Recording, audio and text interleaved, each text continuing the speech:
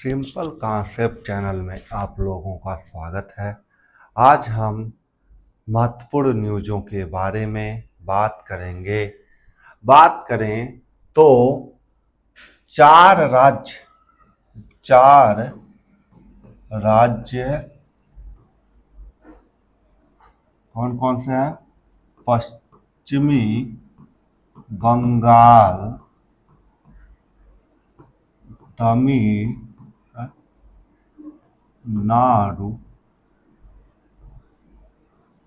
केरला और असम केंद्र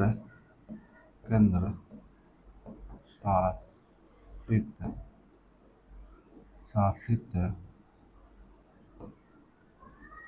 प्रदेश पुडुचेरी।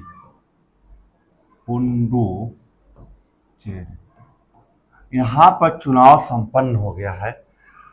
पश्चिम बंगाल, तमिलनाडु, केरला और असम, चार राज्य एक केंद्र शासित प्रदेश में चुनाव संपन्न हो गया। मतगणना 4 मई को होगा और सबसे बात है रिकॉर्ड तोड़ मतदान हुआ है इस बार भी। पिछली बार 91% हुआ था पश्चिम बंगाल में, इस बार भी 92.66% वोटिंग हुई है। ठीक, एग्जिट पोल तो आ गए हैं। भाजपा की संभावना है पश्चिम बंगाल में, तमिलनाडु में डीएमके, केरला में एलडीएफ और असम में बीजेपी, पांडिचेरी में बीजेपी के चांस दे रहे हैं। जो भी होगा 4 तारीख को क्लियर हो जाएगा।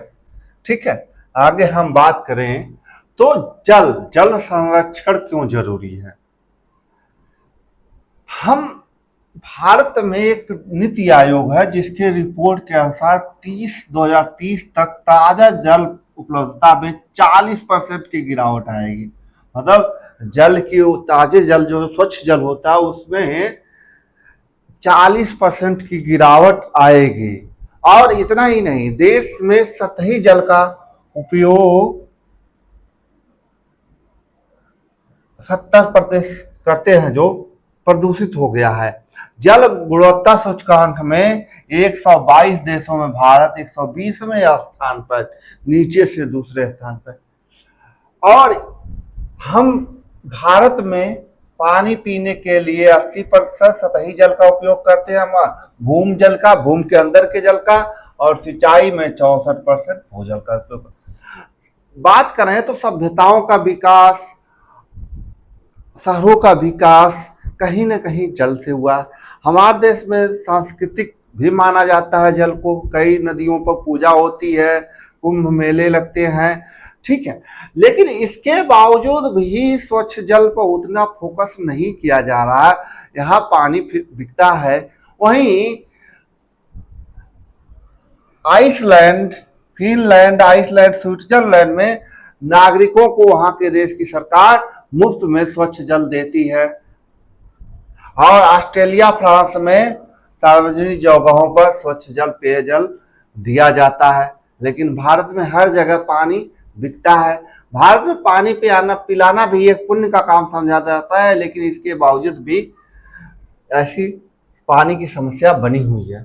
ठीक है, अगला हम न्यूज की बात करें तो गंगा एक्सप्रेसवे का उद्घाटन श्री हमारे प्रधानमंत्री नरेंद्र मोदी जी के द्वारा किया गया है। यह एक्सप्रेसवे मेरठ, हापुड़, बुलंदशहर, बदायूं, हरदोई, बरेली, प्रतापगढ़ होते हुए प्रयागराज को आएगी, जिसकी लंबाई 590 किमी है। 6 से 7 घंटे लगेंगे। इसको बनाने में 6 लेन का एक्सप्रेसवे है। इसको बनाने में 36,200 करोड़ रुपए खर्च हुआ है। इस एक्सप्रेसवे के बनने से दिल्ली से प्रयागराज का सफर आसान हो जाएगा। इस एक्सप्रेसवे का और विस्तार किया जाएगा। इसे हरिद्वार तक ले जाने की बात की जा रही है। यदि हरिद्वार तक हो जाएगा तो हरिद्वार में भी संगम लगता है, गढ़मुक्तेश्वर और प्रयागराज जैसे धार्मिक स्थल भी जुड़ जाएंगे। आगे हम बात करेंगे एथनॉल। सरकार एक विधेयक ला रही है जिसमें 85%, मतलब सरकार एक ड्राफ्ट तैयार कर रही है जिसमें 85% एथनॉल का उपयोग होगा, जिससे गाड़ियों पर पेट्रोल का जो उपयोग होता है वो कम होगा, आयात पेट्रोल का कम करना पड़ेगा।